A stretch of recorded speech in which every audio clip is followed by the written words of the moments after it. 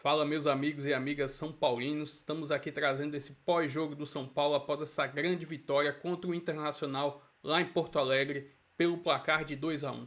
Resultado importantíssimo para o São Paulo, que agora está na 8ª colocação do campeonato com 25 pontos. Estou trazendo esse pós-jogo aí da ESPN, se inscreva no canal, deixa seu like, sua opinião aí nos comentários dessa grande vitória do Tricolor e vamos aí para o vídeo. A perspectiva do São Paulo melhorou, né, Calçade? Tudo bem? Olá, William, olá, companheiros. Boa noite para você que nos assiste. E melhorou demais, né? A gente discutia tempos atrás aqui se valia a pena ou não substituir o Subeldia. A equipe parecia ter chegado num ponto em que ela não se desenvolvia mais. E a gente sempre olhava para as limitações do São Paulo. E a troca existe. Existe sempre, existiu no caso do São Paulo. Mas é indiscutível que o Crespo conseguiu, pelo menos nessa primeira abordagem, com todos os problemas que todos têm, ele conseguiu, hoje menos, né? Mas ele trouxe o Luciano de volta para o jogo. A gente conversava antes, o Bobadilha. Você tem personagens que estavam ali esquecidos, jogadores que conseguem melhorar o rendimento, apesar de todos os problemas do São Paulo. Né? São Paulo continua sem Caleri, Lucas e Oscar, isso faz diferença, mas demais, demais. E ele tem que se virar, não adianta ficar só na lamentação. E o treinador faz o quê? Ele tenta dar um jeito. E o São Paulo vem para mais uma vitória fora de casa, muito boa. O placar é bom. E eu tô com o Pedro, né? Assim, não foi um final de semana legal. E mesmo aqueles que foram, por exemplo, o Flamengo foi com os titulares, também não foi legal. Alguns com os reservas. E o segundo tempo, me parece que o Flamengo assim, paga uma conta também de... Ficou apático, né? E equipe, muitos foram mexendo muito para poder suportar aí o que vem pela frente, principalmente quem está em Copa do Brasil e Libertadores da América, vai ter uma agenda pesada. É o caso do Internacional. O Inter tem 1 ponto em casa nos últimos 3 jogos. Foi empate diante do Vasco, com o primeiro tempo que o Inter não existiu e quase que ele... o Vasco teve uma expulsão, quase que... O Léo Jardim, né? Sim. Quase que o Vasco sai com a vitória também. Aí seriam 3 derrotas na sequência, o que pesa muito, porque o que vem pela frente para o Internacional é algo muito mais pesado do que ele suportou até agora. Vem um jogo da volta contra o Fluminense, que ganhou 2-1 no Beira-Rio. A missão de permanecer na Copa do Brasil tem que ir para um resultado de vitória boa fora de casa.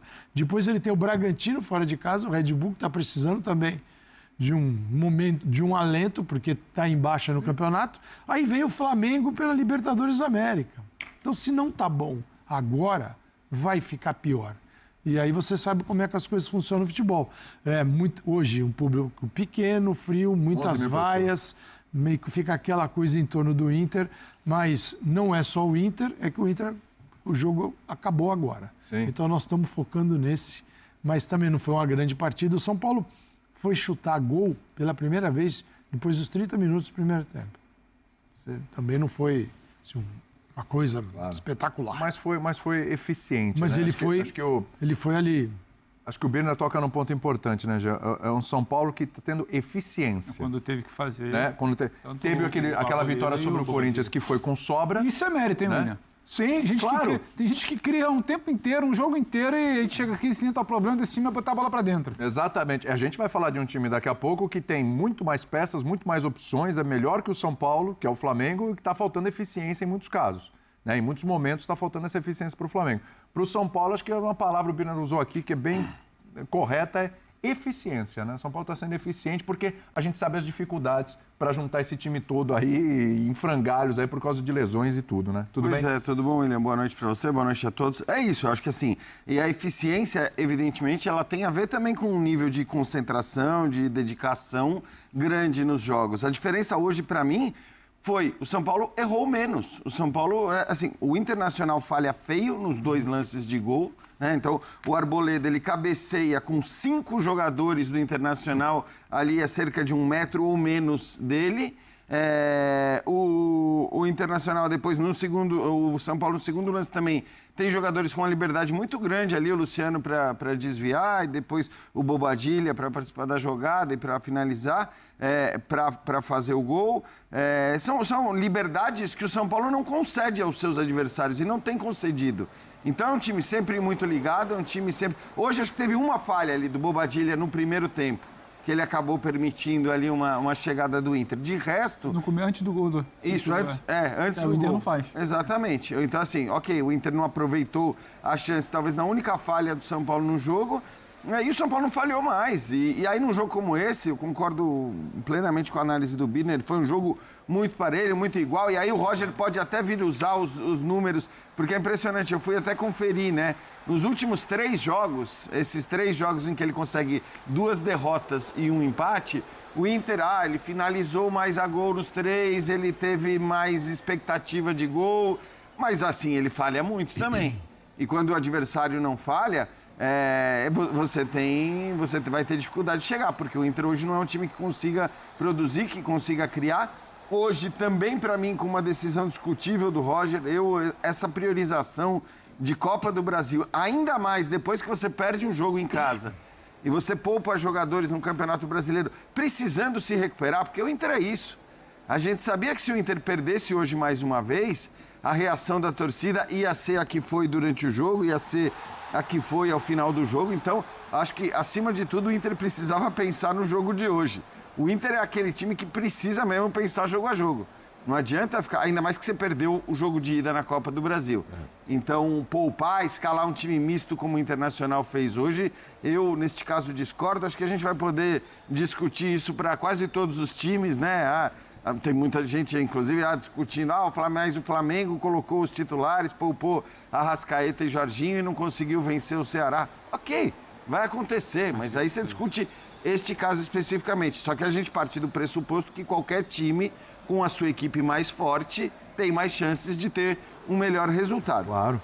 Dito isso, quer dizer, escolhas do Inter à parte, é impressionante o começo do Crespo, cara. A gente está falando, ele já conquistou, como disse o Pedro, mais pontos do que o Zubeldia, só que ele tem a metade de jogos do Zubeldia. Ele tem 6 partidas no Campeonato Brasileiro, conquistou 13 pontos e o Zubeldia, né, tinha 12 partidas com 12 pontos. Então, é uma mudança notável, ok, é preciso esperar, a gente sabe, né, que muitas vezes você tem até uma estatística dizendo que 7 jogos iniciais, em geral, você tem um efeito ali de chegada, de estímulo e tudo mais. Mas, assim, é muita diferença nos resultados e aí não dá para dizer que é só na base do estímulo, que é só no vamos lá, chegou o professor novo, eu vou querer mostrar serviço. Né? Algumas coisas que o Crespo fez. Bom, primeira coisa, eu acho que São Paulo foi o time que melhor aproveitou a paralisação do Mundial, porque o time estava destruído fisicamente, havia jogadores que entravam em campo destruídos fisicamente, então eles não conseguiam cumprir nenhuma ideia de jogo, e com o Crespo, o São Paulo faz um jogo e vai para o outro oposto. Um jogo extremamente físico, de muita correria, muita perseguição individual. Como joga, né? Como persegue, né, também. Isso, e o que exige mais fisicamente do que exige o time do Zubeldia. Ou seja, São Paulo parece que conseguiu recuperar os jogadores fisicamente e aí, por isso, a gente precisa esperar para entender o quanto a temporada vai cobrar do São Paulo. Mas também... Só uma coisinha, Birner, porque eu acho que é importante, porque muita gente dizia, mas é sacanagem demitir o Zubeldia, porque na volta da parada... ele vai ter todos os jogadores de volta, vai ter um elenco completo. Muito bem, hoje o São Paulo tinha 8 desfalques. Entre estes 8 desfalques, como disse já o Calçade, não tinha Lucas, não tinha Caleri, não tinha Oscar. 3 dos principais, se não os 3 principais jogadores do São Paulo. Então, assim, é preciso também reconhecer isso, né? A recuperação física que o Birner fala se refere a quem está jogando, a quem voltou a campo, mas ele continua com um elenco muito desfalcado. A recuperação dos jogadores machucados, ela não aconteceu em parte e outros jogadores hoje, tudo bem, alguns suspensos, como é o caso do Ferreirinha, que é um jogador hoje então eu ia falar sobre ele, porque o momento é dele, né? Pois é. Então, aí ele ganha esse desfalque também. O que eu acho, tem 2 grandes diferenças na ideia de jogo. Eu falo de formação. Primeiro, o Zubeldia gostava de jogar, como 99% dos técnicos que fazem sucesso no mundo, com jogadores de velocidade pelos lados. O Crespo abre mão deles. Tanto é que o Ferreirinha praticamente não joga. Até porque também não tem muitos para escalar, não né? Tem, não tem. Um jogador que cresceu muito com ele foi o Bobadilla. Sim. E aí a gente tem que esperar também, como disse o Jean, que ele tem muito mais liberdade, mas também faz muito mais perseguição individual, corre muito mais do que corria antes. E acho que uma coisa essencial que Aí, você que vou me irritar. Não, vai lá. Ele não usou até agora os jogadores de Cotia, praticamente. Né? Ele tirou o Lucas Ferreira, que tinha 12 jogos com o Zubeldia de atacante no Campeonato Brasileiro, nenhum gol, nenhuma assistência. Né? O menino Luca voltou, esse para mim parece um pouco mais promissor, tá? Voltou agora, estava no banco, o Matheus Alves foi negociado. Contra o Atlético usou no segundo tempo, né? Não, eles vão entrando, mas eles não viram os jogadores que precisam decidir. Isso. E ninguém reclama mais. Porque o São Paulo tem uma base... O Zubeldia foi muito criticado em dado momento por usar pouco a base. Depois ele começou a usar até por uma necessidade. É isso. Queriam convencer as pessoas que se ele tivesse colocado os jogadores mais no estadual, eles estariam resolvendo no brasileiro. E não estariam resolvendo porque são jogadores, alguns razoáveis, outros nem tanto, e são jogadores que precisam amadurecer mais. Ele estava certo na avaliação dele sobre a base, mas ele foi obrigado a colocar a partir do momento que havia um monte de jogadores machucados e outros sem condições físicas de atuação. Né? Então, o Crespo, com o tempo de recuperação, ele enxergou as coisas rapidamente. Acho que isso é essencial. Entendeu que precisava de um time mais experiente, porque o time estava emocionalmente com problemas por causa da classificação. Tanto é que, como disse o Plihal aqui, antes de não lembro exatamente qual jogo, o Rafinha foi chamado para ir para o vestiário. Ele adora a liderança, porque a questão era fortalecer o vestiário antes do jogo. E passado esse período, para mim, a grande notícia do São Paulo é que o São Paulo, hoje, ele tem 8 equipes entre ele e o time mais bem colocado na zona de rebaixamento. 10 pontos de diferença, por mais que o Santos tenha 2 jogos a menos que o São Paulo. Olhando as classificações das equipes, as equipes estão um pouco acima do Santos. O Grêmio não está jogando nada. O Vasco está com dificuldade. O São Paulo respira, obviamente, não dá para dizer que não tem mais riscos, mas respira com tranquilidade. E sendo que o próximo jogo é contra o Vitória em casa sábado que vem. A gente imagina, é o jogo que dá para pensar nos 3 pontos. E eu acho que o São Paulo, ele ganhou o direito de fazer aquilo que mais precisa nessa temporada. Que é disputar as Copas. É isso que eu queria falar. Porque o São Paulo, com o time principal, tem chance de ganhar as Copas. Exatamente. Ganha o fôlego. É isso. Essa escolha é muito clara e óbvia até. Eu entendo onde você quer chegar. Do São Paulo hoje está a 2 colocações do G6, mas ele está mirando as Copas, então talvez o mais importante seja o respiro no Brasileiro. Sim. Ok. Mas nem dá para dizer que ele está mirando as Copas ainda. Né? E também não dá para dizer... Ganhou o direito de mirar. Ganhou o direito de mirar. Com todo respeito ao ceticismo, não dá para dizer também que agora o papo de São Paulo é olhar para quantos pontos está para a zona do rebaixamento.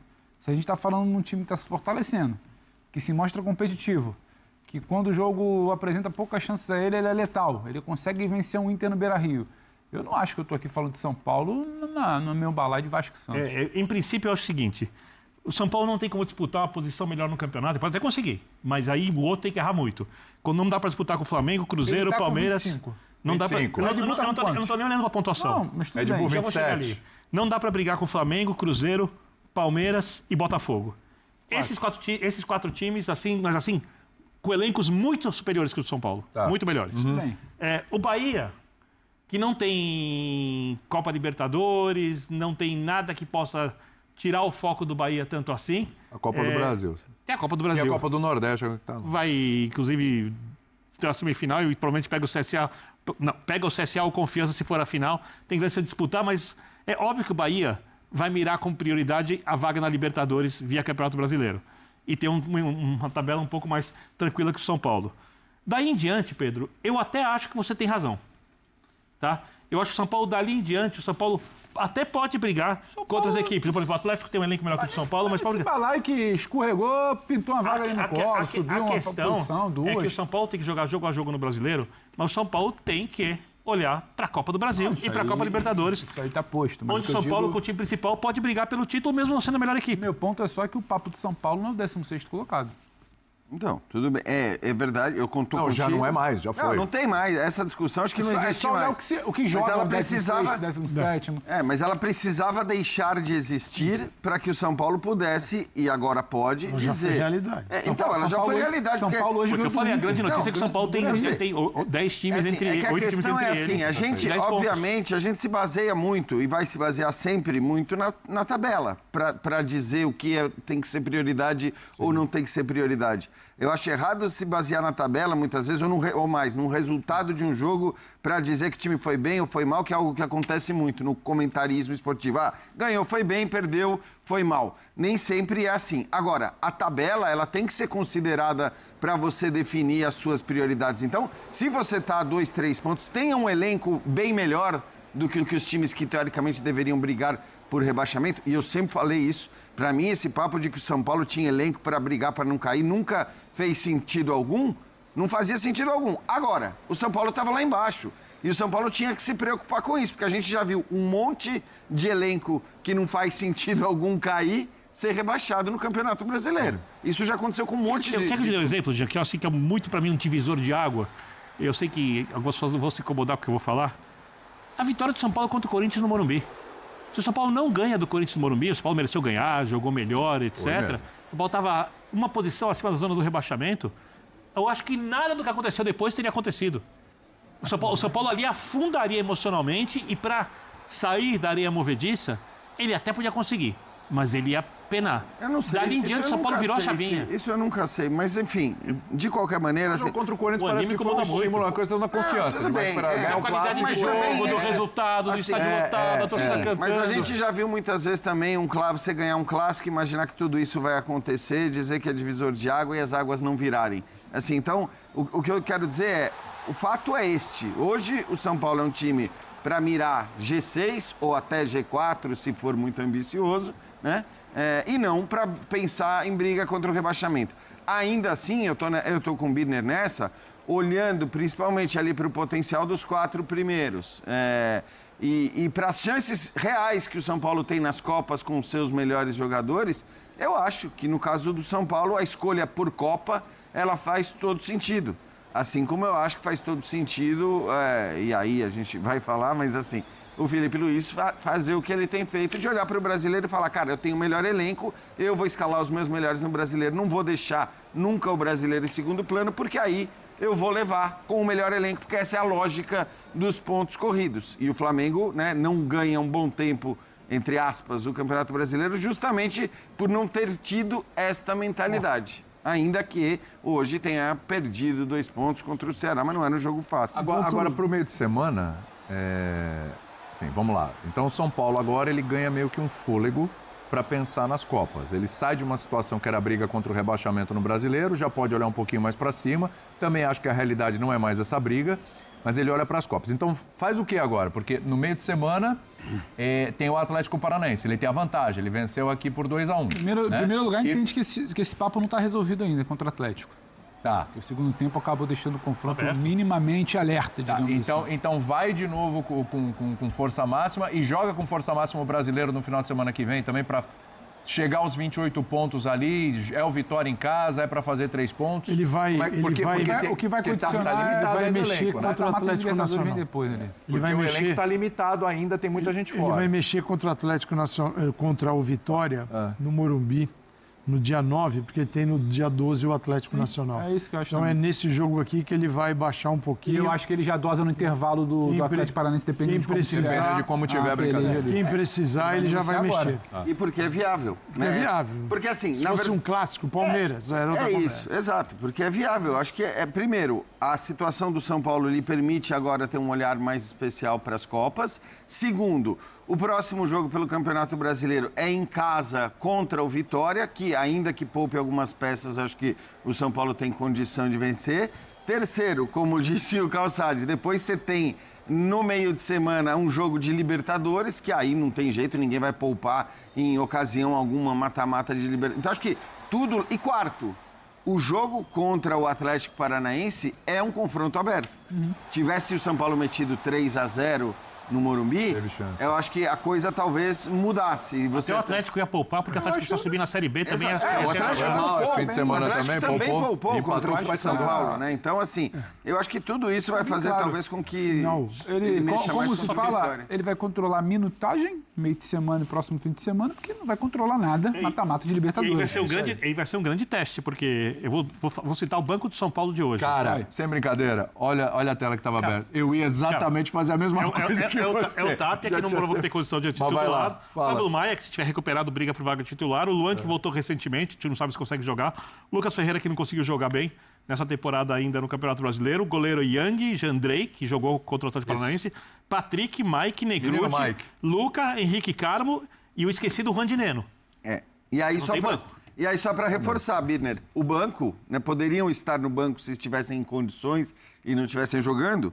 Caleri, Luiz Gustavo, Wendel, Ferreirinha, Alan Franco, Rian Francisco, Lucas Moura e Oscar. Mudaria tudo. Cara, loucura, 8 jogadores, outra conversa. Esse desfalque de 8 caras desse nível é um negócio pesado, que qualquer clube sentiria. Então, acho que muitas vezes esse olhar para o elenco fraco do São Paulo, né, com o qual eu não concordo com esse conceito, tem a ver com isso. Porque essa lista de 8 desfalques não é de agora. Não é que, puxa, que azar, agora o São Paulo está sem 8 jogadores.